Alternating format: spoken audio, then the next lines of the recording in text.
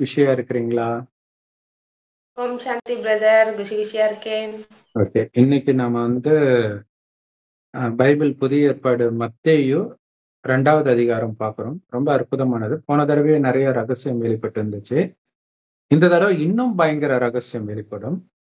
ஆஹ் போன தடவை நம்ம பார்த்தது இயேசு எப்படி திருமணம் ஆவறதுக்கு முன்னாடி பரிசுத்த ஆவியினால் கர்ப்பமாகி பிறந்தார் அப்படின்னு பார்த்தோம்.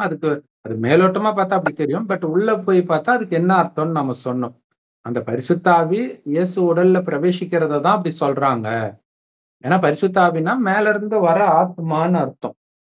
அது எப்படி ஒருத்தர் பிரெக்னென்ட் ஆகும் இல்லையா? அது ஒருத்தருக்குள்ள பிரவேசிக்குது. அதுதான் ஏன்னா அந்த பரிசுத்த ஆவி இயேசு உடம்புல தான் பூருமே. அப்ப அவர் உடம்புல வர்றதுதான் அந்த அதை அப்ப இயேசு உடம்புல மட்டும்தான் அது பூருதுன்னா அப்ப அதைத்தான் இயேசுடைய பிறப்புன்னு சொல்றது இயேசுடைய பிறப்பு இல்ல, அந்த பரிசுத்த ஆவியுடைய பிறப்பு. ஏன்னா மகிமை எல்லாம் அதுக்குதான். அதுதான் மதத்தை ஸ்தாபனை பண்ணுது. இவருடைய உடம்பை பயன்படுத்துது, அவ்வளவுதான். அப்ப அந்த கிறிஸ்து யார் உடம்பை எடுக்குதோ ஒரு விதத்துல அது தாயாகுது. ஏன்னா அவர் மூலமா தானே பேசுறாங்க. அப்ப ஒரு ஆண் உடம்புல தான் வர்றாரு. அப்ப அந்த கிறிஸ்துவுக்கு தாய் இயேசு, இயேசு கிறிஸ்துன்னு சேர்த்தே சொல்றோம். மேரி மாதா எப்பவுமே இயேசு கையில குழந்தை வச்சுக்கிட்டே இருப்பாங்க. ஏன்னா அதன் மூலமா தான் இவங்களுக்கு மகிமை. அதனால அப்படி காட்டுறாங்க. அது உண்மையில் இயேசுடைய விஷயம்தான். அது நீங்க மேரின்னு பாக்குறது, மேரி மாதா பாக்குறது இயேசுதான். அங்க கையில வச்சிருக்கிற குழந்தை தான் கிறிஸ்து அப்படிங்கிற ரகசியம் நாம பார்த்தோம். இப்ப இன்னும் பெரிய ரகசியம் இந்த 2வது அதிகாரத்துல வெட்ட வெளிச்சமாவே தெரியும். அது படிங்க சிஸ்டர். ஏரோது ராஜாவின் நாட்களில் யூதேயாவில் உள்ள பெத்லஹேமிலே இயேசு பிறந்த பொழுது கிழக்கிலிருந்து சாஸ்திரிகள் எருசலேமுக்கு வந்து, யூதருக்கு ராஜாவாக பிறந்திருக்கிறவர் எங்கே? கிழக்கிலே அவருடைய நட்சத்திரத்தை கண்டு அவரை பணிந்து கொள்ள வந்தோம் என்றார்கள். ஏரோது ராஜா அதை கேட்ட பொழுது அவனும் அவனோடு கூட எருசலேம் நகரத்தில் அனைவரும் கலங்கினார்கள். அவன் பிரதான ஆசிரியர் ஜனத்தின் வேத பாரகர் எல்லாரையும் கூட்டி வரச் செய்து, கிறிஸ்துவானவர் எங்கே பிறப்பார் என்று அவர்களிடத்தில் விசாரித்தான்.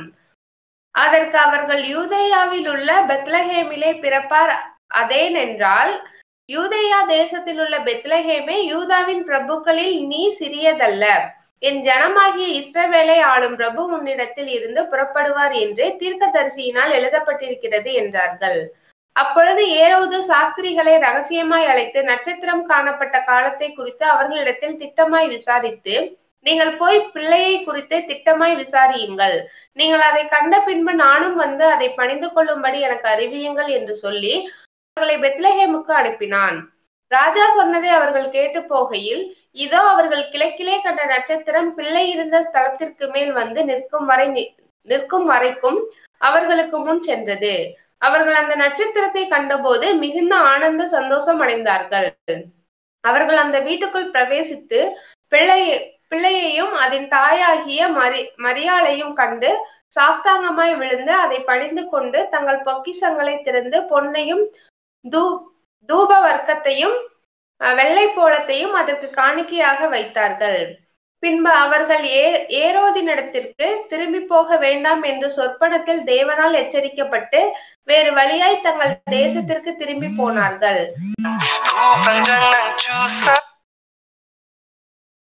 அவர்கள் போன பின்பு கர்த்தருடைய தூதன் சொப்பனத்தில் யோசேப்புக்கு காணப்பட்டு, ஏரோது பிள்ளையை கொலை செய்ய தேடுவான், ஆதலால் நீ எழுந்து பிள்ளையையும் அதன் தாயையும் கூட்டிக் கொண்டு எகிப்துக்கு ஓடிப்போய் நான் உனக்கு சொல்லும் வரைக்கும் அங்கேயே இரு என்றான்.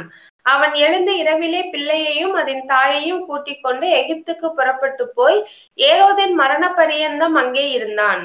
எகிப்திலிருந்து என்னுடைய குமாரனை வரவழைத்தேன் என்று தீர்க்கதரிசியின் மூலமாய் கர்த்தரால் உரைக்கப்பட்டது நிறைவேறும்படி இப்படி நடந்தது. அப்பொழுது ஏரோதுதான் சாஸ்திரிகளால் வஞ்சிக்கப்பட்டதை கண்டு மிகுந்த கோபம் அடைந்து ஆட்களை அனுப்பி தாம் சாஸ்திரிகளிடத்தில் திட்டமாய் விசாரித்த காலத்தின்படியே பெத்லஹேமிலும் அதன் சகல எல்லைகளிலும் இருந்த 2 வயதுக்குட்பட்ட எல்லா ஆண் பிள்ளைகளையும் கொலை செய்தான். புலம்பலும் அழுகையும் மிகுந்த துக்கம் கொண்டாலும் ஆகிய கூக்குரல் ராமாவில் கேட்கப்பட்டது. ராகேல் தன் பிள்ளைகளுக்காக அழுது அவைகள் இல்லாதபடியால் ஆறுதல் அடையாதிருக்கிறாள் என்று எரேமியா தீர்க்கதரிசியினால் உரைக்கப்பட்டது. அப்பொழுது நிறைவேறிற்று. ஏரோது இறந்த பின்பு கர்த்தருடைய தூதன் எகிப்திலே யோசேப்புக்கு சொப்பனத்தில் காணப்பட்டு, நீ எழுந்து பிள்ளையையும் அதன் தாயையும் கூட்டிக் கொண்டு இஸ்ரவேல் தேசத்துக்கு போ. பிள்ளையின் பிராணனை வாங்கி தேடினவர்கள் இறந்து போனார்கள் என்றான். அவன் எழுந்து பிள்ளையையும் அதன் தாயையும் கூட்டிக் கொண்டு இஸ்ரவேல் தேசத்துக்கு வந்தான். ஆகிலும் அர்கெலாயு தன் தகப்பனாகிய ஏரோதின் பட்டத்துக்கு வந்து யூதேயாவில் அரசாளுகிறான் என்று கேள்விப்பட்டு அங்கே போக பயந்தான். அப்பொழுது அவன் சொப்பனத்தில் தேவனால் எச்சரிக்கப்பட்டு கலிலேயா நாட்டின் புறங்களிலே விலகி போய் நாசரேத் என்னும் ஊரிலே வந்து வாசம் பண்ணினான். நசரேயன் எண்ணப்படுவார் என்று தீர்க்கதரிசிகளால் உரைக்கப்பட்டது நிறைவேறும்படி இப்படி நடந்தது. சோ இதுல வந்து நிறைய ரகசியங்கள் இருக்குது. சோ மேலோட்டமா ஒரு ரகசியம் பாத்தீங்கன்னா, அங்க ஏரோது ராஜா ஆட்சி நடந்துட்டு இருக்குது. அப்ப பெத்லஹேம்ல இயேசு பிறக்கிறார். அப்ப இந்த வேதம் படிக்கிற இந்த சாஸ்திரிகள் வந்து யூதருக்கு ராஜாவாக பிறந்திருக்கிறவர் எங்கே அப்படின்னு கேக்குறாங்க. அவரை பணிந்து கொள்ள வந்தோம்னு கேக்குறாங்க. உடனே ஏரோது ராஜா மற்றவர்கள் எல்லாருமே பயப்படுறாங்க. இப்படின்னு இருக்குது. இதுக்கு எதுக்கு பயப்படணும்? ஒரு விஷயம், இவங்க யாருக்கிட்ட பணிஞ்சுக்கிட்டாங்க? ராஜா கிட்டயா? யார்கிட்ட சொன்னாங்க? ராஜா கிட்ட வந்து ஏரோது யூதாவின் ராஜா எங்க பிறந்திருக்கிறாருன்னு எப்படி கேட்பாங்க? இந்த மாதிரி நிறைய விஷயங்கள் இருக்கும். எங்கேயுமே லாஜிக்கே இருக்காது. அடுத்தது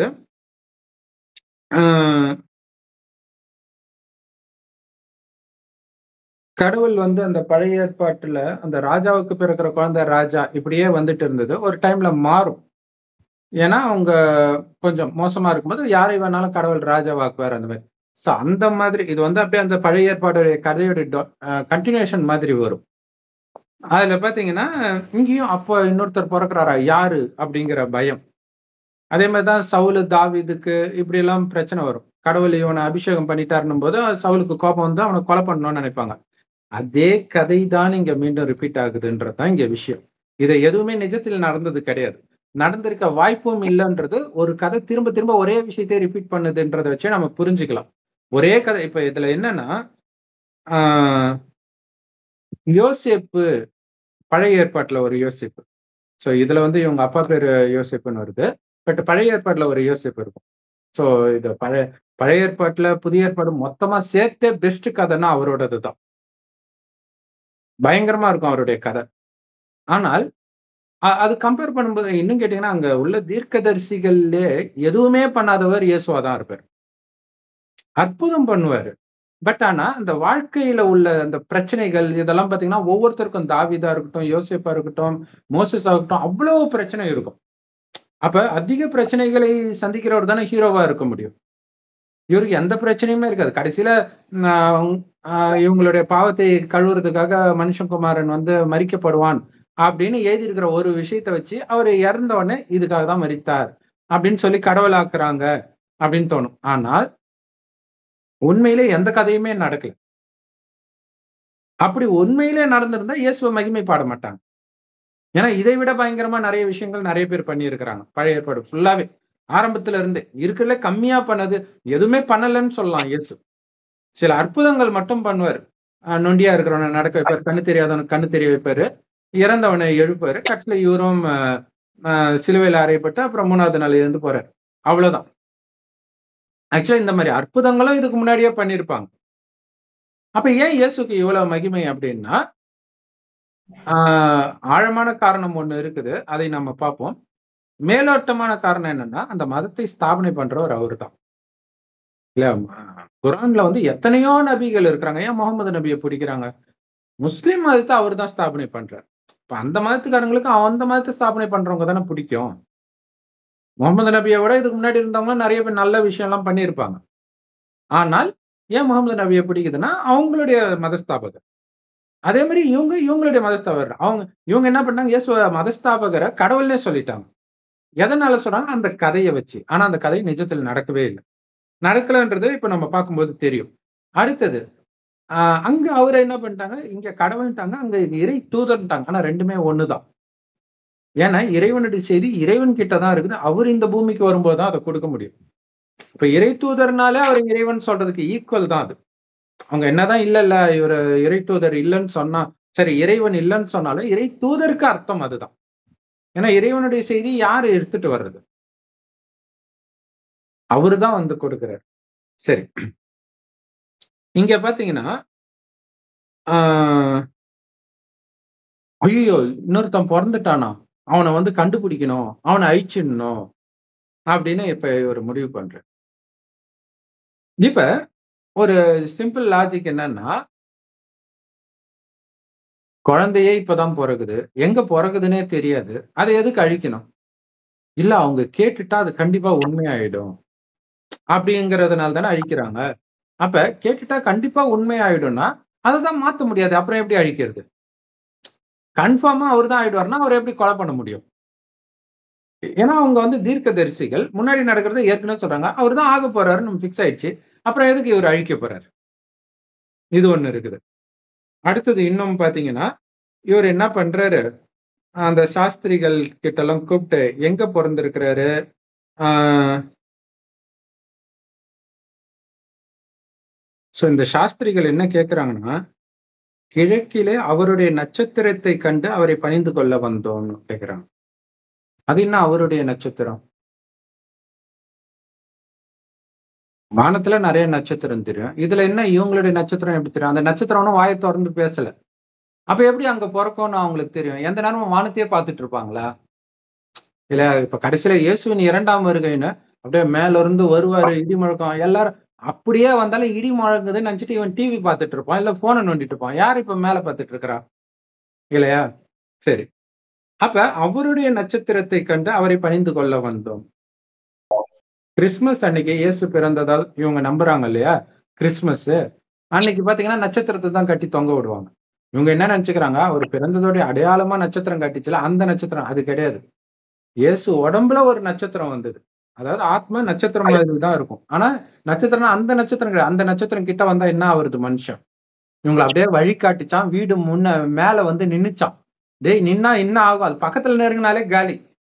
அவ்வளோ மேலத்துல இருக்கிற எல்லா நட்சத்திரமும் நீங்க போனீங்கன்னா, உங்க கூடவே தான் வரும். நீங்க ஆனா மேல அப்படியே என்ன நிலாவே உங்க கூடவே வரா மாரி தான் தெரியும். இப்ப இதெல்லாம் எதுக்கு சொல்லுது அப்படின்னா, இது உண்மை இல்லன்றத ஒரு நாள் நீயே உணர்வ. அப்ப உண்மை எதுன்னு நீ தேடி போவ. அப்படிங்கிறதுக்காக. ஏன்னா இத யோசிச்சு பார்த்தீங்கன்னா, உடனே இதுல ஒருத்தர் அந்த மத பற்று வந்து அவங்கள அப்படியே அத எப்படியாவது அத உண்மையாக்கணும். கடவுள் நெனச்சா என்ன வேணாலும் பண்ணுவாரு. என்ன கடவுள் நெனச்சா நட்சத்திரத்த பக்கத்துல இட்டுட்டு வருவாரா? இல்லையா? சரி. அப்ப இது என்ன எதை குறிக்குதுன்னா, ஆத்மா வந்து இவர் உடம்புல பிரவேசம் ஆகுது. ஆத்மா எல்லாமே இறைவன் கிட்ட தான் இருக்கும். நம்பளும் அங்க தான் இருந்து வந்தோம். நாம வரும்போது சொர்க்கத்துக்கு வருவோம். அங்க மதங்கள் இருக்காது. 2000 வருஷம். சொர்க்கம் முடிந்து நரகம் வரும்போது தான் மதங்கள் வருது. எல்லா மதங்களும் வருது. இந்து மதத்த தவிர. ஏன்னா இந்து மதம்ன்றது ஆ ஒரு மதமே கிடையாது. சொர்க்கத்தில் இருந்தவர்கள் கீழான நிலை அடையும்போது இந்துக்கள்னு சொல்றாங்க. அவங்க மூலமாக மற்ற மதங்கள் வருது. ஆனா சொர்க்கத்தில் இருந்ததுக்கு பேர் ஆதி சனாதன தேவி தேவதா தர்மம். ஆதி பேரே ஆரம்பத்தில் வந்தது. என்றென்றும் அழிவற்றது சனாதனம்னா. தேவதைகளுடைய தர்மம். இப்ப இங்க வரும்போது மதம் வரும்போது எப்படி இருக்கும்? எல்லா மதமுமே எப்படி ஸ்தாபனை ஆகும் அப்படின்னா, ஏற்கனவே இங்க இருக்கக்கூடிய ஒரு மனுஷனும், மேல இருந்து ஒரு ஆத்மா அவர் உடம்புக்குள்ள வந்து பேசும். அததான் அவங்க பரிசுத்த ஆவின்றாங்க. நம்ம முந்தைய வீடியோல அத பார்த்தோம். ஆ கிறிஸ்துன்றது. அது பேர் தான் கிறிஸ்து. அதே மாரி தான் முஸ்லிம் மதத்துல பார்த்தீங்கன்னா, முகமது உடம்புல ஜிப்ரேல் அப்படின்ற ஒரு ஆத்மா வரும். ஆ அதன் மூலமாக தான் அந்த ஞானம் சொல்லப்பட்டது. அதே மாரி ஆ சித்தார்த் உடம்புல புத்தான்னு ஒரு ஆத்மா வந்து மதத்த ஸ்தாபனை பண்ணும். ஆனா அவங்க என்ன நெனச்சுட்டாங்க, போதி மரத்துல உட்கார்ந்த உடனே ஞானம் வந்துச்சா? அப்படி வந்துருமா தானா? இல்லையா? உள்ள வேற ஒரு ஆத்மா வந்து பேசுது. அங்க சொல்லப்படல. பட் பைபிள்ல ஸ்லைட்டா சொல்லப்பட்டிருக்கு. குரான்ல தெளிவாவே ஜிப்ரேல்ன்னு பேரே குடுத்தாச்சு. ஆனா அங்க என்ன ஆயிடுச்சுன்னா பிரச்சனை, இங்க வந்து அவருக்குள்ள போயிடுச்சு இயேசுக்குள்ளன்னு கரெக்ட்டா வந்துருச்சு. அங்க என்ன பண்ணிட்டாங்க, உள்ள போகல. வெளியில இருந்தே சொல்லிருச்சு. ஓதுவீராக ஓதுவீரான உடனே டக்குன்ட்டு நபிக்கு புரிஞ்சுருச்சு. அவ்ளோ பெரிய குரான் அப்படி வந்து அவரு கட்டி புடிச்ச உடனே ஓதுவீராக ஓதுவீராகன உடனே டக்குனு ஒருத்தருக்கு ஞானம் வந்துருமா? அவங்க அப்படி புரிஞ்சுக்கிறாங்க. சரி. அப்ப என்னன்னா, அந்த ஆத்மா வந்திருக்குது. அவ்வளவுதான். மற்றபடி இந்த கதை நடக்கல. இதுல என்னன்னா ஒரு சில விஷயங்கள் உண்மை இருக்குது. அதை நாம எடுத்துட்டு வரோம். சரி, அடுத்தது உடனே ஏரோது ராஜா எல்லாம் பயந்துட்டாங்க. நிறைய பேரை கூட்டு வந்து கிறிஸ்துவானவர் எங்க பிறப்பார் அப்படின்னு அவங்க கிட்ட விசாரிச்சோம். அதுக்கு அவங்க வந்து யூதாவில் பெத்லஹேம்ல பிறந்தான், ஏன்னா ஏற்கனவே அப்படி சொல்லப்பட்டிருக்குது, பெத்லஹேம்ல பிறப்பாருன்ட்டு அப்படின்னு சொல்றாங்க. இப்ப ரகசியமா கூப்பிட்டு அந்த டைம் எப்ப வந்தது இதெல்லாம் விசாரிச்சு, நீங்க போய் அந்த குழந்தைய விசாரிங்க எங்க பிறந்திருக்குன்ட்டு. நீங்க போய் பார்த்துட்டு எனக்கு சொல்லுங்க, நானும் வந்து அவனை பணிஞ்சுக்கிறேன் அப்படின்னு சொல்றோம். உடனே இவங்களும் போறாங்க. போகும்போது நட்சத்திரம் வழிகாட்டிச்சான் இவங்களுக்கு. சோ இது என்னன்னா, எப்பயுமே இது நம்ப முடியாது இல்லையா? மேபி அப்ப வேணா நம்பி இருக்கலாம், நட்சத்திரம் சின்னதா இருக்கும் அப்படின்ட்டு. இப்ப இந்த சயின்ஸ் வந்து நட்சத்திரம் வந்து சூரியனை விட பெருசு அப்படின்லாம் சொல்றது. அப்ப சூரியன் பக்கத்துல வந்தா என்ன ஆகும்? அவ்வளவு தூரத்துல இருந்தே சுட்டு எரிக்குது. நட்சத்திரமே அவ்வளவு கிட்ட வந்தா காலி நம்ம. அப்ப இதை ஏன் சயின்ஸ் கண்டுபிடிக்க வைக்கிறாரு கடவுள் அப்படின்னா, அதை கண்டுபிடிக்கனால எந்த லாபமும் கிடையாது. ஆனால் இது பொய்ன்னு நிரூபிக்கிறதுக்காக தான். இதெல்லாம் பொய்ன்னு தெரியும் போதுதான் கடவுள் வரும்போது நீங்க கடவுள் பக்கம் போவீங்க, இல்லைன்னா மதத்தையே பிடிச்சிக்குவீங்க. சரி, அதை பார்த்த உடனே ரொம்ப சந்தோஷம் அடையிறாங்க. உடனே அந்த வீட்டுக்குள்ள அதுக்கு மேல போய் நிக்கிதான் இவங்க போறாங்களாம் உள்ள. போன உடனே மரியாதை கண்டு சாஷ்டாங்கமா விழுந்து அவங்க எடுத்துட்டு வந்த தங்கம் வெள்ளி எல்லாத்தையும் கொடுக்குறாங்க. ராஜா கொடுத்து அனுப்புறாரு. சோ இத கதையாக நீங்க எடுத்துக்கிட்டீங்கன்னா, அவர் வந்து அவருடைய பிளான் கண்டுபிடிச்சோடனே அவனை கொன்னுடணும் அப்படின்ட்டு. அப்படி கண்டுபிடிக்க நடக்கும், கூடவே இவங்களை ஃபாலோ பண்ணி ஆள் அனுப்ப மாட்டான் இல்லையா? அல்லது இவரே கூடவே கூட வரலாமே, ஒன்றும் பிரச்சனை கிடையாது இல்ல. இவர் கூட வர வேண்டாம்னு யார் சொன்னா? நட்சத்திரம் தானே வழிகாட்ட போகுது. சரி, அடுத்தது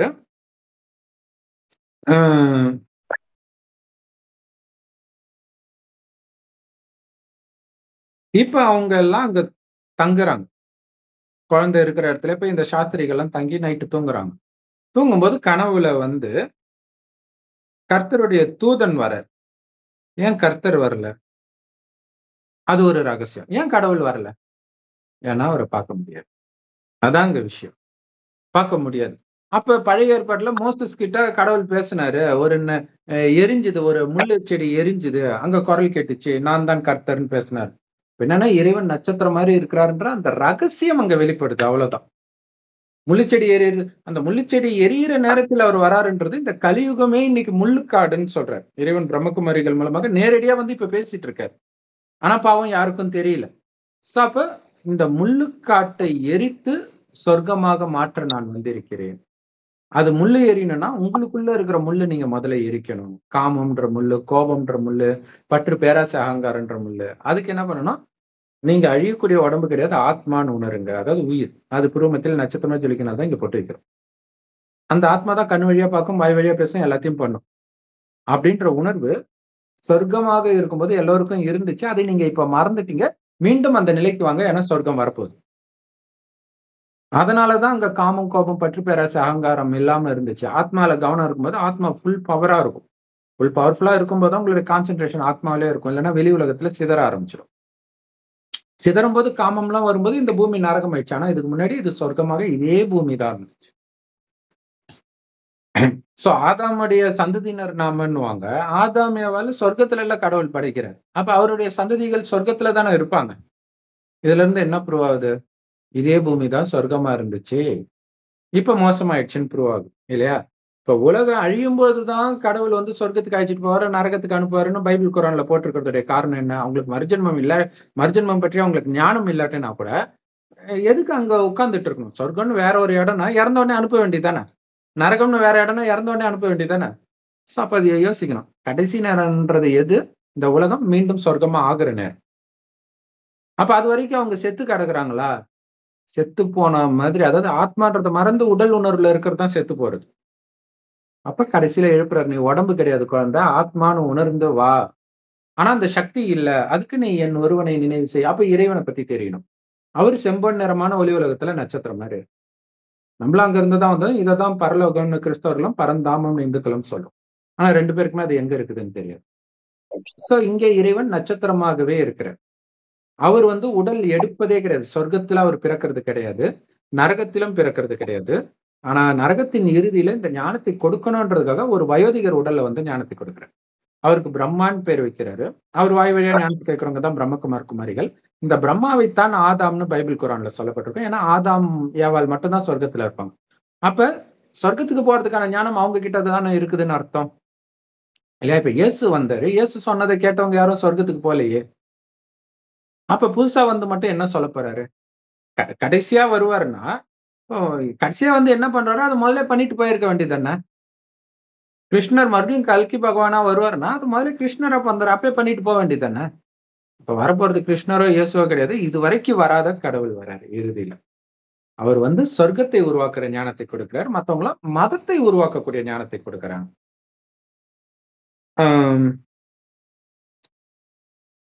சோ அப்ப இங்க விஷயம் என்னன்னா, கடவுள் இன்னொருத்தர் உடல்ல பேசுறேன். ஆனா இந்த உடல் என்னது கிடையாது, இந்த உடலை நான் கடனா எடுத்து பேசுறேன்.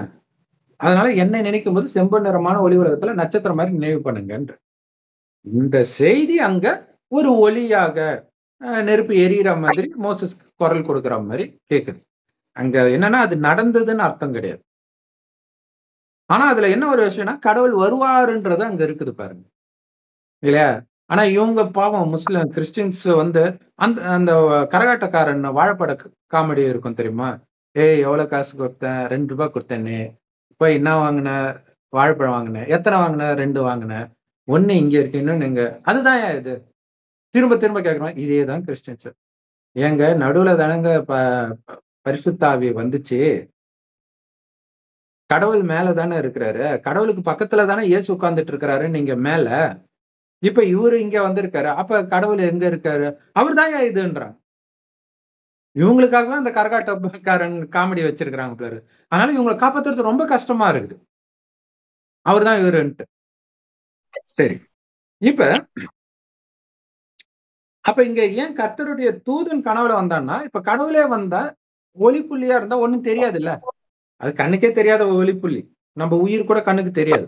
அதே அளவுதான் அவரும் இருக்கிறார். அதனால ஒருத்தர் சொன்ன மாதிரி காட்டுறாங்க.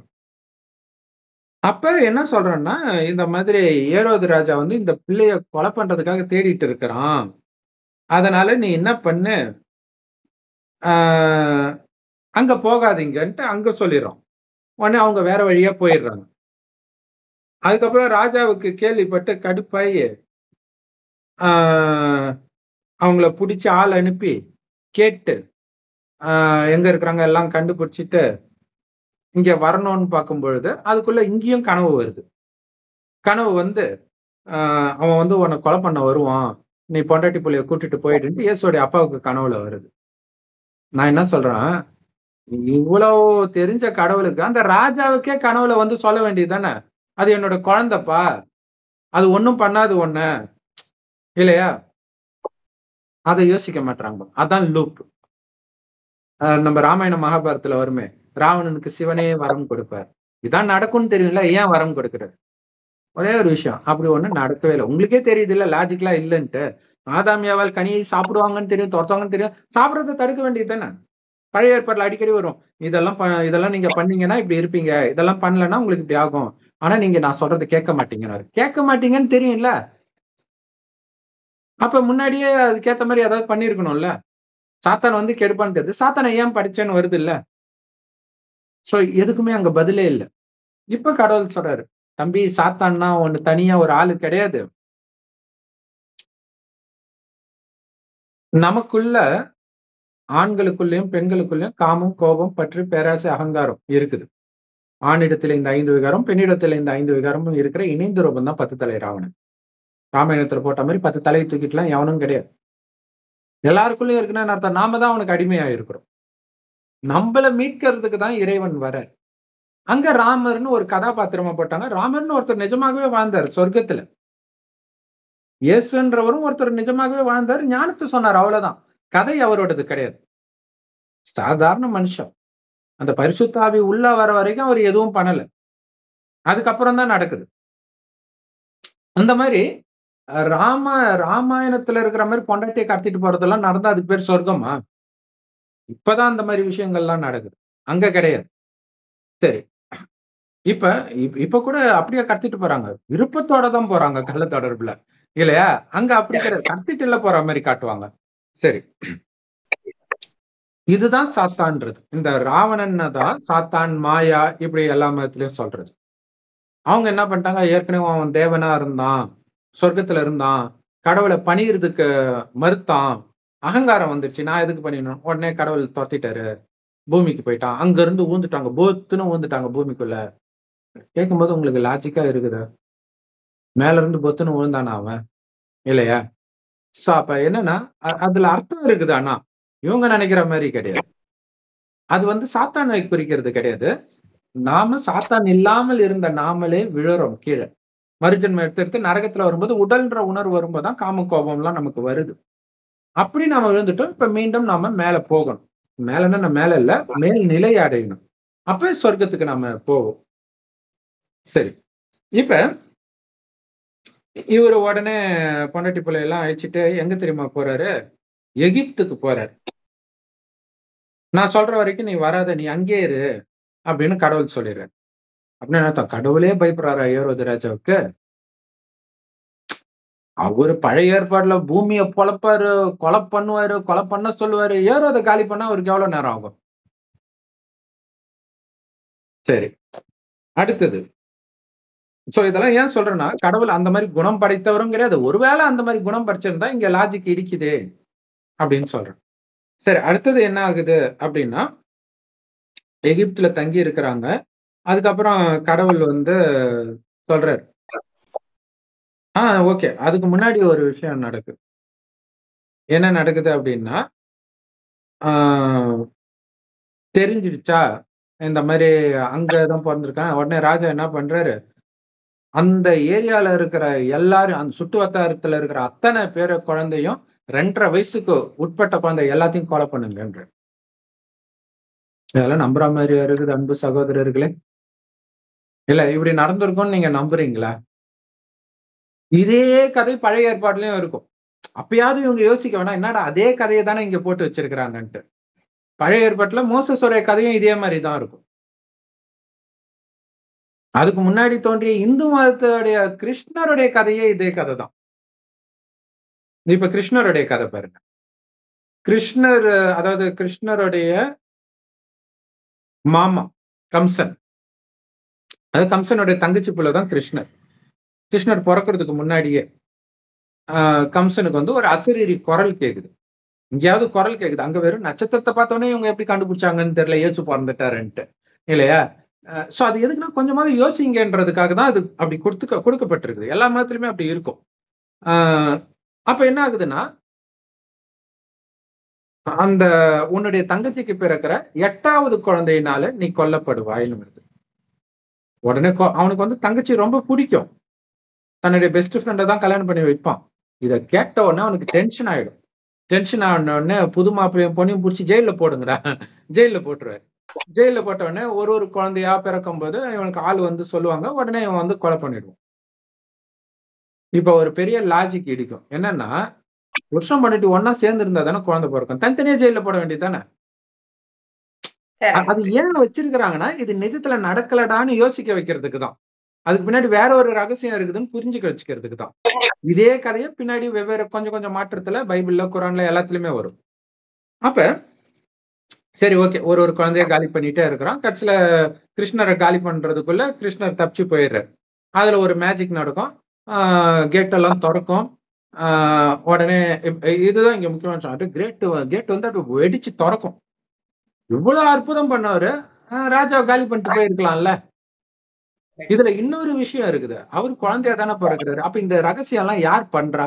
வேற யாரும் பண்றாங்கன்னு தானே அர்த்தம், இல்லையா? சரி, அடுத்தது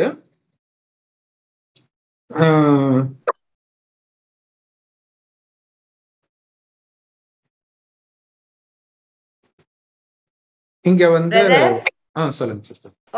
பிரதர். நான் எனக்குமே இந்த டவுட் வரும் பிரதர். நிறைய இந்த பேய் படம் எல்லாம் பார்த்தோம்னு வச்சுக்கோங்களேன். ஹீரோ அல்லது ஹீரோயின் இறந்துடுவாங்க. அவங்கதான் பேயா வருவாங்க. அவங்களுக்கு இறக்க காரணமா இருந்தா அல்ல கொள்வாங்க. ஒவ்வொரு அந்த கூட இருக்காங்க பாருங்க. மெயின் வில்லனை விட்டுருவாங்க. அந்த கூட இருக்கிறவங்களதான் ஃபர்ஸ்ட் கொண்டுகிட்டே வருவாங்க. அதுக்கப்புறம் தான் ஃபைனலா வில்லனுக்கு வருவாங்க. வில்லன் அந்த மந்திரம் அது இதுன்னு பண்ணி அந்த ஆத்மா பண்ற அளவுக்கு எல்லாம் வரும். இவங்க ஃபர்ஸ்ட் வந்ததுமே மெயின் வில்லனை தானே கொண்டிருக்கணும். அப்ப கதை முடிஞ்சிரும்ல. கதையை எக்ஸ்டெண்ட் பண்றதுக்கு வேண்டி இங்க கொண்டு வராங்க. படத்துல கூட 3 மணி நேரம் பிரதர். இந்த சீரியல் எல்லாம் எடுப்பாங்க. அதுல வருஷ கணக்குல இழுத்துட்டே இருப்பாங்க. ஏய் தானே வந்திருக்குல்ல, அதுக்கு சக்தி இருக்குல்ல, உடனே கொண்டுட்டு போயிருக்கலாம்ல. சோ இது கதை இன்ட்ரெஸ்டுக்காக பண்றாங்க. கரெக்ட். சோ இப்ப ஓகே, கிருஷ்ணருடைய கதை சொல்லிட்டு வந்தோம் இல்லையா? அப்ப கேட்டு திறக்குது. அவருடைய ஃப்ரெண்டு ஒருத்தரை வர சொல்லி அவருடைய குழந்தைய இங்க கொடுத்துட்டு இந்த குழந்தைய எடுத்துட்டு போவாங்க. சோ குழந்தை மாறிடுது இங்க. அந்த குழந்தைய அதுதான் 8வது குழந்தைன்னு நினைச்சிட்டு அவன் கொலை பண்ணும்போது தான் அது வந்து சக்தி அது அம்மனுடைய அவதாரம் சொல்லும். 8வது குழந்தை ஏற்கனவே பிறந்துட்டான், அவனுக்கு சங்கு தாண்டி அப்படின்னு சொல்லிட்டு சேர்த்துரும். இப்ப மாத்தினதெல்லாம் எதுக்கு? காப்பாத்த தானே. எதுக்கு காட்டி கொடுக்கணும்? அதான் இங்க யோசிக்கணும் இல்லையா? இல்லைன்னா முடிஞ்சு போச்சு இல்ல, அவன் பாட்டுக்கு சேஃப்டியா இருப்பான்ல. அப்ப அதை யோசிக்கணும். இது நிஜத்துல நடந்திருக்குமா? இப்படி தப்பு பண்ணுவாங்களா? கடவுள் அப்படி பண்ணுவாரா? சரி, ஓகே. இப்ப அங்க பிறந்துச்சு. பிறந்த உடனே தப்பிச்சிட்டான்னு தெரிஞ்சிச்சா, ஊர்ல இருக்கிற எல்லா குழந்தைங்களையும் கொலை பண்ணுங்கடா. இதே கதை தான் இங்க வந்துருக்கு. இவங்க இதெல்லாம் படிக்க மாட்டாங்களா? நம்மளாம் ஒன்லி பைபிள் மட்டும்தான் படிப்போம். வேற எதை பத்தியுமே திறக்காதீங்க. நான் போய் இந்த ஞானத்தை கொடுக்கறதுக்காக ஒரு கிறிஸ்தவ வீட்டு வாசல்ல போய் நிக்கிறேன். உடனே ஆசையா வராங்க. வாங்க வாங்க வாங்க. இங்க பார்த்தா இந்துவா? போங்க போங்க போங்க போங்க. ஏன்னா வழக்கமா கிறிஸ்டியன்ஸ் தானே இந்த மாதிரி நோட்டீஸ் எடுத்துட்டு வருவாங்க. எங்க கடவுள் வராருங்க, அதெல்லாம் எங்களுக்கு தேவையில்ல போங்க. இதுதான் கடவுளை நிராகரிக்கிற கூட்டம்னு சொல்றது. என்ன பண்றது? ஒன்னும் சொல்ல முடியாது. இங்க கடவுள் மூலமாக நம்ம கொடுக்குற ஞானத்தின் வெளிப்பாடு தான் பைபிள்ல உள்ள எல்லா கதையும், குரான்ல உள்ள கதை, ராமாயணம், மகாபாரதம் எல்லாமே அவங்களுக்கு தெரியல. சரி, அதே கதை தான் இங்க இம்மி பிசுறாம வருது. அடுத்தது இவங்களுக்கு சொல்லிடுறாங்க. இப்ப இவர் என்ன பண்றாரு? எகிப்துக்கு போயிடுறாரு. எகிப்துக்கு போனதுக்கு அப்புறம் அந்த ஏரோது ராஜா வந்து இறந்த பிறகு கர்த்தருடைய தூதன் வந்து யோசேப்பு சொப்பனத்துல வந்து, அதாவது இயேசுடைய அப்பாவுடைய சொப்பனத்துல வந்து கனவுல வந்து சொல்றாரு, நீ ஏந்திரிச்சு பிள்ளையும் தாயும் கூட்டிக்கிட்டு இஸ்ரேல் தேசத்துக்கு போ. கொலை பண்ண வகை தேடினவர்கள் வந்து செத்து போயிட்டாங்க அப்படின்னு சொல்றாரு. சோ இப்ப இவன் போறான். இதுல ஒரு மெசேஜ் இருக்குது. என்ன அப்படின்னா, துஷ்டனை கண்டால் தூர விலகு. பிறக்கிறது கடவுளா இருந்தாலும் காப்பாத்தி தான் ஆகணும். அதாவது இயேசு ஏன் தன்னை காப்பாத்திக்கலான்னு அங்க சொல்றாங்க. அங்க விடுங்க, குழந்தையா இருக்கும்போதே காப்பாற்ற முடியல, பயந்துட்டு தானே போறாங்க. இதுதான் பெரிய விஷயம். இது அங்கேயும் வரும். கிருஷ்ணரும் அதே மாதிரி வந்து பாத்தீங்கன்னா, ஜராச்சந்து கம்சனை கொலை பண்ண பிறகு கம்சனுடைய மனைவியுடைய அப்பா இருக்காரு இல்லையா, என் பொண்ணு விதவையானதுக்கு இவன் தானே காரணம் அப்படின்னு திரும்ப திரும்ப சண்டை போட்டுக்கிட்டே இருப்பான் கிருஷ்ணர் கிட்ட. கிருஷ்ணர் ஜெயிச்சுட்டு தான் இருப்பாரு. இருந்தாலும் ஏன் நிம்மதி போகணும் அப்படின்ட்டு அவர் என்ன பண்ணுவாரு, கடலுக்கு நடுவில் தங்க துவாரகையை உருவாக்கிட்டு போயிடுவார். அப்ப என்னன்னா, பிரச்சனைக்குரியவர்கள் கிட்ட மோதிட்டு இருக்காத, விலகி போ அப்படிங்கிற செய்தி பைபிளும் இருக்கு, இங்கேயும் இருக்கு.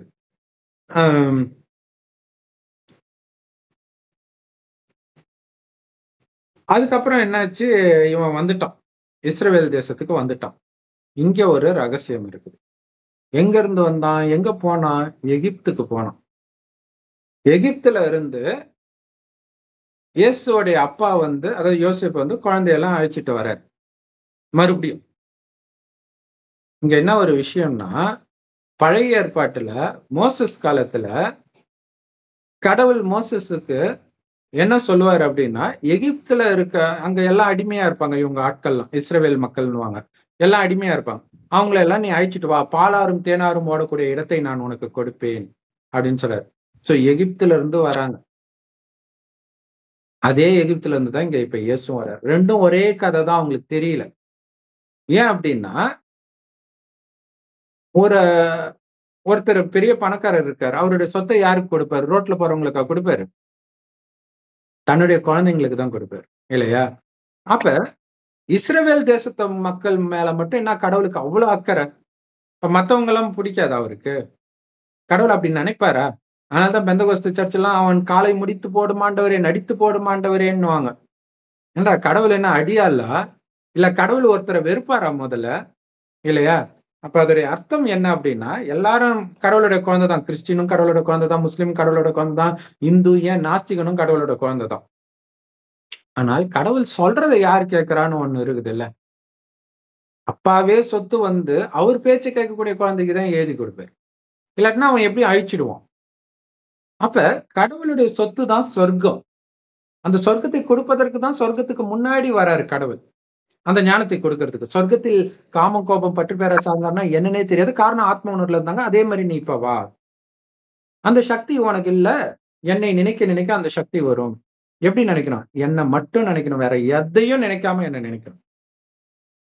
அதனாலதான் பைபிள் என்ன போட்டிருக்குன்னா, எவன் ஒருவன் என்னை விட, அதாவது கடவுளை விட தன் தாய் தகப்பனையோ கணவன் மனைவியோ குழந்தையோ சகோதரனையோ உற்றார் உறவினரையோ நினைக்கிறான், அல்லது பேரு புகழ உடலை நினைக்கிறான், அன்பு வைக்கிறான் அப்படின்னா அவன் சொர்க்கத்துக்கு வர முடியாதுன்னு.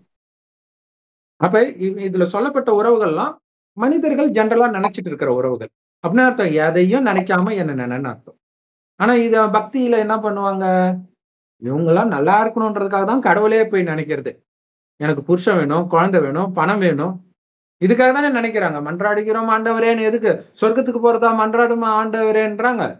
இங்க என் புருஷன் இங்க உயிருக்கு போராடிட்டு இருக்கான், காப்பாத்து ஆண்டவரே, காப்பாத்து ஆண்டவரே. செத்தா சொர்க்கத்துக்கு தானே போறாரு, சந்தோஷம் எல்லாம் பண்ணணும், சீக்கிரம் எடுத்துட்டு போ ஆண்டவரே எல்லாம் சொல்லணும். அப்ப சொர்க்கத்துக்கு போறதுக்கு அந்த மதம்னு சொன்னாலும் உண்மையில அதை யாரும் ஃபாலோ பண்றது கிடையாது. ஏன்னா போறதுக்கான வழியும் அவங்களுக்கு தெரியாது. சொர்க்கம் எங்க இருக்குன்னே தெரியாது. எங்க இருக்குன்னே தெரியாத ஊருக்கு நான் போறேன், பஸ்ல ஏறிட்டு எங்கப்பா போற, அதெல்லாம் தெரியாதுங்க. ஏதோ ஒரு சொர்க்கம்னே சொல்லுங்களா, போற வழியில அப்படிலாம் எதுவும் இல்லப்பா. அந்த மாதிரிதான் ஒவ்வொரு மதத்தையும் பிடிச்சிட்டு இருக்கிறவங்க. எல்லா மதத்துடைய டார்கெட் என்ன? சொர்க்கத்துக்கு போறது. ஆனா அது எங்க இருக்குன்னே தெரியாது, போறதுக்கு என்ன பண்ணணும்னே தெரியாது. இந்து இந்துவா தான் வாழ்ந்துட்டு இருக்கிறான், கிறிஸ்டின் கிறிஸ்டினா தான் வாழ்ந்துட்டு இருக்கான், முஸ்லீம் முஸ்லீமா தான் வாழ்ந்துட்டு இருக்கிறான். 3 பேருமே நரகத்துல என்ன பாவம் செய்வாங்களோ அதே தான் பண்ணிட்டு இருக்கிறான். அதை பண்ணிட்டு இருக்கிறதுனால தான் நரகத்துல இருக்கிறாங்க. அப்ப இந்த நரகத்துல இருக்கக்கூடிய வாழ்க்கையை வாழ்ந்துட்டு இருக்கிறவன் எப்படி சொர்க்கத்துக்கு போக முடியும்? அப்ப சொர்க்கத்திற்குரிய குணம் இருக்குது, அந்த குணத்தை தான் ஆத்மா எடுத்துட்டு போகும். அப்ப அந்த குணம் இங்க வரணும்னா சொர்க்கம் எப்படி இருக்குன்னு தெரிஞ்சவர் வந்து சொன்னாதான் உண்டு. சொர்க்கத்துக்கே போகாதவங்க வந்து சொன்னா எப்படி தெரியும்? சோ அதுக்குதான் கடவுள் வந்து சொல்ற இந்த ஞானம் அவர்கிட்ட மட்டும்தான் இருக்கு. அதனாலதான் அவருக்கு மகிமை. யோபு 36வது அதிகாரத்துல வரும், அவரை விட மிகப்பெரிய போதனைக்காரன் இருக்கிறாரா கடவுளை விடன்னு இருக்கும். அப்ப கடவுளுடைய வேலைதான் ஞானத்தை போதிக்கிறது. மற்றவர்கள் மதத்தை தான் உருவாக்க வராங்க. அப்ப எகிப்துல அடிமையா இருக்கிறாங்க, அவங்களை அழைச்சிட்டு வான்ட்டு மோசஸ் சொல்றதுடைய அர்த்தம் எகிப்து மக்களை இல்ல. அவருக்கு என்ன அவ்வளவு அக்கறை எகிப்து மக்கள் மேல? அடிமையா இருக்கிறாங்கன்றது உண்மை, மனிதர்களுக்கு இல்ல. காமம் கோபம் பற்று பேராசை அகங்காரம்ன்ற சாத்தானுக்கு அடிமையா இருக்கிறாங்க. இது சாத்தானுடைய ராஜ்யம் அவங்களே சொல்லுவாங்க. அப்ப சாத்தான் எதை பண்றானோ அதுல இருந்து நீங்க வெளில வரணும்ல. வெளில வர்றதுக்கான வழி தெரியாது யாருக்கும். உடலை பார்த்தால் காமம் வரதான் செய்யும், போக போக கோபம் பற்று பேராசை அகங்காரம் எல்லாம் வந்துரும். அப்ப உடலை பார்க்காமல் ஆத்மாவை பாருன்றதுதான் இறைவனுடைய ஞானம். பார்க்கக்கூடிய சக்தியும் இல்ல. அதுக்குதான் என் ஒருவனை மட்டும் நினைவு செய்கின்ற, கடவுளை நினைக்கிறதே அதுக்காக தான். அவரை மட்டுமே நினைச்சிட்டு இருங்க அப்படிங்கறத சொல்றதுக்கு தான் கடவுள் வரார். யாருக்கு இந்த ஞானத்தை கொடுக்கிறாரு? பிரம்மா குமாரிகளுக்கு. ஏன்னா ஒரு பிரம்மான்ற வயோதிகர் வாய் வழியா சொல்றாரு. இந்த ஞானத்தை யாரு கேட்கிறாங்களோ அவங்க கடவுளுக்கும் குழந்தை, கடவுள் பிரம்மா மூலமாக பேசுறதுனால பிரம்மாவுக்கும் குழந்தை. அதனால நாம வந்து அதாவது அவருடைய குழந்தைங்களுக்கு கொடுக்கிறார். ஏன்னா அவங்கதான் இந்த விகாரத்தை விட தயாரா இருக்கிறாங்க, மற்றவர்கள் விட தயாரா இல்ல. சர்ச்சில் உட்கார்ந்துட்டு அப்படியே மன்றாடுகிறமாண்டவரே அழுவாங்க, எல்லாம் பண்ணுவாங்க. முடிச்ச உடனே அங்கேயே பிரியாணி. உன்னால பிரியாணியை கூட விட முடியல, நீ எப்படி சொர்க்கத்துக்கு வர முடியும்? சொர்க்கத்துல சிங்கமும் பசுவும் ஒன்னா தண்ணி குடிக்கும்னு போட்டு இருக்குது. சிங்கமே விலங்கு சாப்பிடாதுன்னு போது உன்னால விட முடியலன்னா நீ அங்க இருக்கிறதுக்கு மிகப்பெரிய எதிரி ஆயிடுவே. எல்லா விலங்குக்கும் அது சொர்க்கம். சொல்லுங்க சிஸ்டர். இப்போ கோயிலுக்கு போனா அங்கேயும் பிரசாதம் கொடுப்பாங்க பிரதர். நிறைய பேர் வந்துட்டு எப்படா அந்த வழிபாடு முடியும் பிரசாதம் கொடுப்பாங்க, அதுலதான் கவனம் இருக்கும். அதே மாதிரிதான் சர்ச்சுக்கு போறவங்களுக்கும் அந்த பிரார்த்தனையை விட பிரியாணி எப்ப முடியும் அதுலதான் கவனம் இருக்கும். அதே மாதிரிதான் இந்த மலைக்கு போறவங்க எல்லாருமே அப்படிதான். அந்த 5-6 நாள் எப்படா போயிட்டு வருவோம், வந்துட்டு விகாரத்துல விழணும், நான்வெஜ் சாப்பிடணும், அந்த தாட் மட்டும்தான் இருக்கும். அப்ப போகும்பொழுது கூட நீங்க இததான் நினைச்சுக்கிட்டு இருக்கீங்கன்னா எப்படி அந்த மாற்றம் வரும், எப்படி அந்த வேண்டுதல் நிறைவேறும்? கண்டிப்பா, கண்டிப்பா. சொர்க்கத்துல காமம்னா என்னன்னே தெரியாது. கணவனும் மனைவியும் நமக்கு ஒரு வாரிசு வேணும்னு நினைக்கும் போது மனைவி கர்ப்பம் அடைவாள். காரணம் அவங்க ஆத்மால தான் கவனம் இருக்கும், உடம்புல கவனம் இருக்காது. அழகா தான் இருப்பாங்க, ஆனா அவங்களுடைய கவனம் ஆத்மால இருக்கும். அதனால எவ்வளவு அழகா இருந்தாலும் மயங்க மாட்டாங்க. இதத்தான் இயேசு வந்து ஒரு பெண்ணை நீ இச்சையா பார்த்தாலே விபச்சாரம் பண்ணிட்டேன்றாரு. ஆல்ரெடி பார்த்தாலே இச்சையா பாக்குற மாதிரி உலகம் மாத்தி வச்சிருச்சு. நீ எப்ப மனைவியை இச்சையா பார்த்துட்டியோ அப்பவே நீ எல்லா பெண்ணையும் அப்படிதான் பார்ப்ப. எப்ப நீ கணவனை நீங்க பாருங்க, பொண்ணுங்களாம் நல்ல ஜாலியா பேசிட்டு இருப்பாங்க கல்யாணத்துக்கு முன்னாடி வரைக்கும். கல்யாணம் ஆன அடுத்த நாளே தடுமாற ஆரம்பிச்சிருவாங்க. ஏன்னா முதல்ல ஆணை வந்து விகாரமா பார்த்துட்டதுனால டக்குன்ட்டு யாரை பார்த்தாலும் அது அவங்களுக்கு தெரியுது டிஃபரன்ஸ். சோ அதுதான் விஷயமே.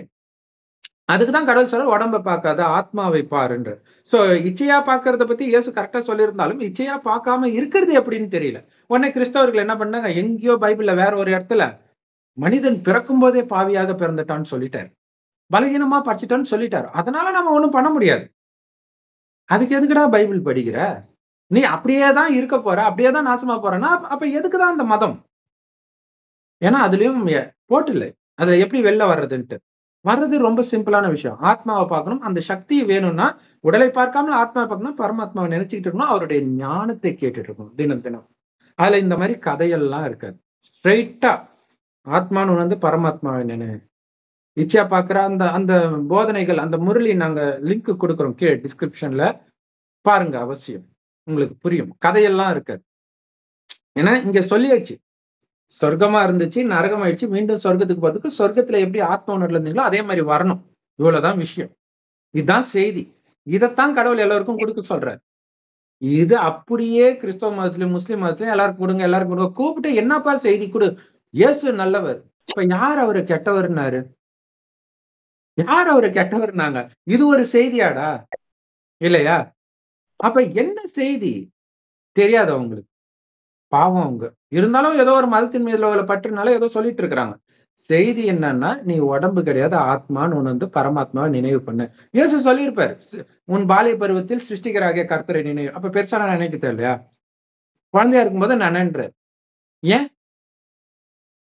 ஏன்னா இப்பதான் கடவுளுக்கு குழந்தையாகிறோம். இந்த கடைசியின் ஒரு வருடம் இறைவன் ஞானத்தை கொடுக்கும்போது அந்த நேரத்தில் இறைவனை நினைத்து ஆத்மாவுக்கு சக்தியை நிரப்பிய பிறகு சொர்க்கத்துக்கு போன அப்புறம் அவரை நினைக்க வேண்டிய அவசியம் கிடையாது.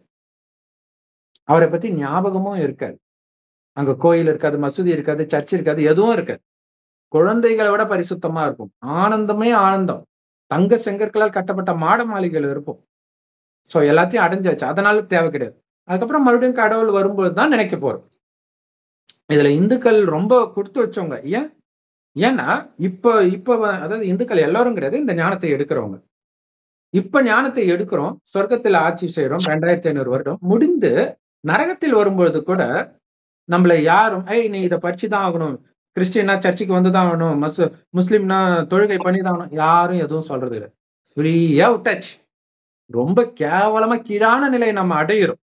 இல்ல அமெரிக்கால கல்ச்சர் அப்படி இருக்குது, இங்க அப்படி இல்ல. நிறைய பேர் சொல்லாங்க அங்க வந்து அறகுறைவா இருக்கிறாங்களே, அதனால அவங்களுக்கு பெருசா தெரியல. இங்க இழுத்து மூடுறதுனால தான் அப்படி இருக்குது. இங்க அறகுறையா ஆகிறதுக்கு முன்னாடியே எத்தனை ரேப்பு நடக்குது இல்லையா? அங்க மாதிரி இங்க வந்தா, ஏன்னா இங்க சக்தி கிடையாது, அதான் விஷயம். இவங்க வந்து இப்படி புரிஞ்சுக்கிறாங்க, நமக்கு சக்தி இல்லைன்றதா அவங்களுக்கு தெரியாதுன்னா ஆரம்பத்திலே வந்து நம்ம இப்ப அந்த சக்தியை நிரப்புற, இப்ப திடீர்னு நல்ல பிள்ளை ஆயிடும். எல்லா பாவமும் நாம தான் பண்ணியிருப்போம். பாவிகளை ரட்சிக்கவே நான் வந்தேன்ட்டு இயேசு சொல்றதா இருக்கும் கடவுள் கொடுக்கிற ஞானம். எல்லாருமே பாவிகள் தான், பட் அதுல நம்பர் 1 பாவி நாம தான். ஏன்னா ஆரம்பத்துல இருந்தே பாவம் செய்யறோம்னா எவ்வளவு செஞ்சிருப்போம். இப்ப கிறிஸ்தவர்கள் வந்து 2000 வருஷம் தான் ஆகுது, அதுலயும் பாதி ஆயுள் பாவம் பெருசா பண்ண மாட்டாங்க யாருமே. நம்ம சொர்க்கத்துல எந்த பாவமும் பண்ண மாட்டோம், பட் நரகத்துல பாவம் செய்ய ஆரம்பிப்போம். அதுக்கப்புறம் தான் கிறிஸ்தவ மதம் வருது. அவங்க ஒருவேளை இந்தியாவில தோன்றினாங்கன்னு வச்சுக்கோங்க, ஏன்னா சொர்க்கமாக இந்தியா தான் இருக்கும். அதனால தான் அங்க வாழ்ந்தவர்களை இன்னைக்கு கோயில் கட்டி கும்பிடுறோம். அப்படி இருந்ததே நாம தான் மறந்தோம். ஒருவேளை கிறிஸ்தவர்கள் இங்கே பிறக்கிறாங்கன்னு வச்சுக்கோங்களேன், அந்த மதம் நம்ம உடனேக்கு எடுத்துடுவோம் அவங்கள. அதனாலதான் அவங்களை சேஃப்டியா வேற இடத்துல பிறக்க வைக்கிறேன். வெவ்வேறு மதம் வெவ்வேறு நாட்டுல பிறக்கிறதுக்கு காரணம் இதுதான், நம்ம கிட்ட இருந்து காப்பாத்துறதுக்காக தான். அப்படி இருந்த நம்ம தான் இப்ப இறைவனை பிடிக்கிறோம், பிடிச்சிட்டு வந்துடுறோம், மறுபடியும் கடவுள் ஃப்ரீயா விட்டுறாரு. ஆனா கிறிஸ்தவர்கள் பாருங்க, வராங்க, வந்ததுல இருந்தே அவங்களுக்கு ஸ்ட்ரிக்ட். முஸ்லிம்ஸ் வராங்க, வந்ததுல இருந்தே ஸ்ட்ரிக்ட். சோ இப்ப இறைவனை பிடிக்கிறீங்களா இல்லையா அப்படிங்கறதான் விஷயம். அதை இயேசு சொல்லியிருப்பாரு. ஏசப்பா ஏசப்பான்னு கூப்பிட்டா சொர்க்கத்துல உனக்கு இடம் இல்லப்பா, நீ யாருன்னே எனக்கு தெரியாது போப்பான்னு நான் சொல்லிடுவேன். பைபிள்ல வரும் இது. என் பிதாவின் சித்தத்தின்படி இறுதியில யார் நடக்கிறாங்களோ அவர்களுக்கே சொர்க்கத்தில் இடம். அப்ப பிதா வருவாருன்ற செய்தி அங்க ஒளிஞ்சு இருக்குது.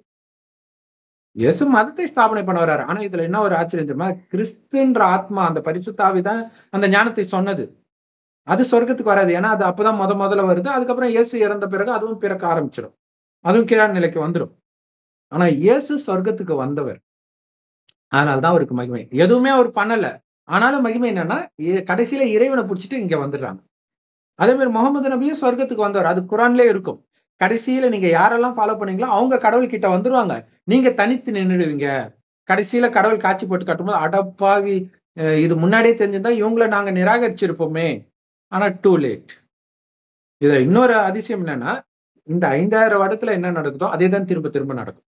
இப்ப நீங்க நிராகரிச்சிட்டீங்கன்னா ஒவ்வொரு கல்பத்திலையும் இறுதியில நிராகரிச்சிடுங்க, ஒருபோதும் சொர்க்கத்துக்கு வர மாட்டீங்க. இதுதான் குரான்ல வந்து நிரந்தர நரகத்தில் தள்ளப்படுவீர்கள் அப்படின்னு போட்டிருக்கும். சோ நிறைய ரகசியம் நாம இதுல சொல்லி இருந்தாலும் கோடியில ஒருத்தருக்கு தான் இதை புரியும். சோ இவ்வளவு நேரம் நீங்க பார்த்துக்கிட்டு இருக்கிறீங்க இந்த வீடியோனா, சத்தியமா கோடியில ஒருத்தரா இருந்தா மட்டும்தான் இதை பார்க்கக்கூடிய பொறுமை இருந்திருக்கும் உங்களுக்கு. அப்படின்னு நீங்க கண்டிப்பா தேவதை ஆத்மா. ஏன்னா இப்ப தேவதை ஆத்மா எல்லா மதத்துக்கும் போயிடுச்சு. ஏன்னா தேவதை தர்மம்னு இப்ப கிடையாது. சோ அவர்களுக்கு தான் இந்த ஞானம் பிடிக்கும். அவங்களுக்கு ஒரு இடிக்கும் எப்பவுமே. இது மற்றவர்கள் எப்படி இருக்குன்னா, சரி ஓகே நம்ம மதத்துல இருக்கிறதே போதும், அது கொஸ்டின் ஆன்சர் அதெல்லாம் நான் கேட்க விரும்பல, அப்படி புடிச்சுக்கிட்டு இருப்பாங்க. இப்ப எங்க அம்மா கிட்டே நான் இதெல்லாம் சொல்லும் பொழுது, போட, எனக்கு கடவுள் யாருன்னு தெரியல, நான் கும்பிடணும் அவ்வளவுதான், நான் கேட்டதை அவர் கொடுக்குறாரு, முடிஞ்சு போச்சு, இப்படி இருப்பாங்க. ஆனா தேவதை ஆத்மா இருக்கு பாருங்க, அதுக்குதான் டக்குன்னு இதை தேடி வரும். ஓம் சாந்தி. தேங்க்ஸ் ஃபார் வாட்சிங். சோ இதுல இன்னொரு முக்கியமான விஷயம் என்னன்னா, இந்த இயேசுடைய கதை, அவங்க அப்பா ஓடி போறாருல பயந்துட்டு, இதே கதை பழைய ஏற்பாடுல நிறைய கதை வரும். அதுல குறிப்பாக ஏசாயா கதை வரும். ஏசாயா, யாக்கோபு அண்ணன் தம்பி. அதுல வந்து அவங்க அப்பா இறக்குற நேரத்துல அண்ணனை தான் அவருக்கு பிடிக்கும். ஏன்னா அவர் நல்லா கறிமீன் சாப்பிடுவார். அதனால இவன் வந்து வேட்டையாடுறவன். அதனால அவங்க அம்மா என்ன பண்ணுவாங்க, கடைசி நேரத்துல உங்க அப்பா ஆசீர்வாதத்தை நீ வாங்கணும், நீ போய் கறியை எடுத்துட்டு வா, நான் அவருக்கு பிடிச்ச மாதிரி செஞ்சு கொடுக்குறேன். அவருக்கு கண்ணு தெரியாது, அதனால அண்ணன் மாதிரியே ஒரு தோலை போட்டுட்டு போயிடுவான். ஏமாந்துட்டு அவர் ஆசீர்வாதம் கொடுத்துருவோம். இது தெரிஞ்ச உடனே அண்ணனுக்கு செம கோபம் ஆயிடும், தம்பியை கொலை பண்ணணும்னு தேடுவான். சோ அப்ப அம்மா சொல்லுவாங்க, நீ போயிடு, வேற ஊருக்கு போயிடு, மாமா வீட்டுக்கு போயிடு, அண்ணன் கோபம் தெளிஞ்சதுக்கு அப்புறம் நான் உனக்கு கூப்பிட்டுக்கிறேன். ஏன்னா அது ஒரு சாதாரண மெசேஜ், அந்த மெசேஜும் இதுல கலந்து இருக்குது. ஆனா இதை படிக்கும்போது இப்படி ஒரு செய்தி இருக்குது, இதை ஃபாலோ பண்ணணும்னு சொல்றது இல்ல, நிஜத்தில் நடந்ததுன்னு புரிஞ்சுக்கிட்டதுனால அவரை கடவுளாக்கக்கூடியது எதுவோ அதுல மட்டுமே அவங்க கவனம் கொடுத்துக்கிறாங்களே தவிர, வழி ஃபுல்லா செய்தி, அந்த செய்தியை பத்தியே அவங்க கண்டுக்கிறதே கிடையாது. திரும்ப திரும்ப இதுல வரும் இல்லையா, ஒரு அநியாயம் நடக்குன்னா அதை விட்டு நீ விலகி போ, ஏன்னா உனக்கு தெரியாது நீ எவ்வளவு பாவம் பண்ணிட்டு வந்திருக்கிறன்ட்டு பல ஜென்மமாக. அதுதான் இயேசு சொல்வார், உன் சகோதரனோட பிரச்சனைனா அவனோட சமாதானமா போ. நீ கோர்ட்டு கேஸ்ன்னு போனா உன் சொத்து ஃபுல்லா வித்து தீர்ந்தாலும் கேஸ் முடியாதுன்னு இருக்கும். ஏன்னா உன்னுடைய பாவ கணக்கு. அப்ப நமக்கு எவ்வளவு இருக்குன்னே தெரியாது, நாம விலகி போறதான் நமக்கு சேஃப்டி. ஏன்னா இப்ப இழக்கிறத பத்தி கவலைப்படாதீங்க, இன்னும் கொஞ்ச நேரத்துல சொர்க்கம் வரப்போகுது. இப்ப கொடுக்குற ஞானம் தான். ஏன்னா கடைசி 100 வருடத்தில் தான் இறைவன் வர, 90 வருஷம் முடிஞ்சிச்சு, இன்னும் சில வருடத்தில் வரப்போகுதுன்ற இந்த ஞானம் இயேசு 2000 வருஷம் முன்னாடி பரலோக ராஜ்யம் சமீபத்தில் இருக்கிறதுன்னு இந்த ஞானத்தை சொன்னார். ஞானம் கரெக்ட், சொன்ன நேரம் தான் தப்பாயிடுச்சு. உங்க கண்ணு முன்னாடி பாப்பீங்க உலகத்தை அழிகிறதுன்ட்டு அங்க இருக்கிறவங்க எல்லாருக்கிட்டையும் சொல்லுவாரு. அவங்கதான் செத்து போயிட்டாங்களே, எங்க பார்த்தாங்க, அப்ப பொய் பித்து போயிடுச்சு இல்ல. சோ இவ்வளோ விஷயம் இருக்கும், அது இதெல்லாம் கற்பனை கதைன்றது. பட் அதையும் மீறி அவங்க வந்து அதையே புடிச்சிட்டு இருக்கிறாங்கன்னா அவங்களுடைய அதிர்ஷ்டம் இல்லை அப்படின்னு தான் நம்ம சொல்ல முடியும். ஓம் சாந்தி. தேங்க்ஸ் ஃபார் வாட்சிங். Thank you so much sister. Om Shanti. Thank you brother.